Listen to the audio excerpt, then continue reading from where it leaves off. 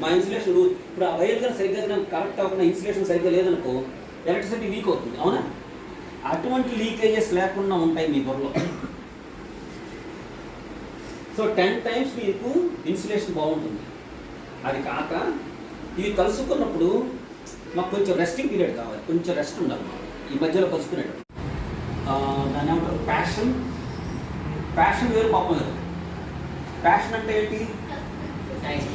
నేను ఇది అవ్వాలి అనేటువంటి ఆశ.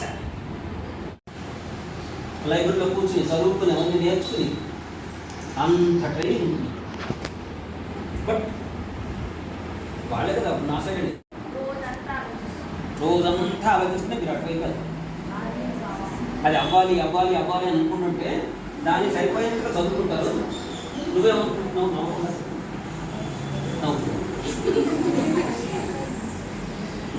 ఇప్పించారు, మనకి బట్టలు ఇప్పించారు, అన్ని విధాలుగా సాయం చేస్తారు. చిన్న కాంట్రాక్ట్.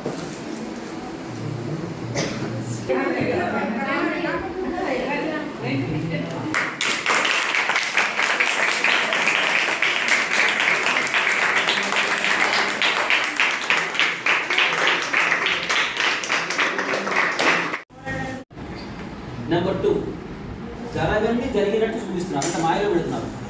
సబ్ కాన్షియస్ మైండ్ చక్కగా రికార్డ్ చేసుకుంటున్నారు. ప్రాబ్లం ఏం లేదు. ఏమంటారు, మా దగ్గర డబ్బులు లేవండి అంటారు. ఒక మాట సాయం కూడా ఒక మనిషి జీవితాన్ని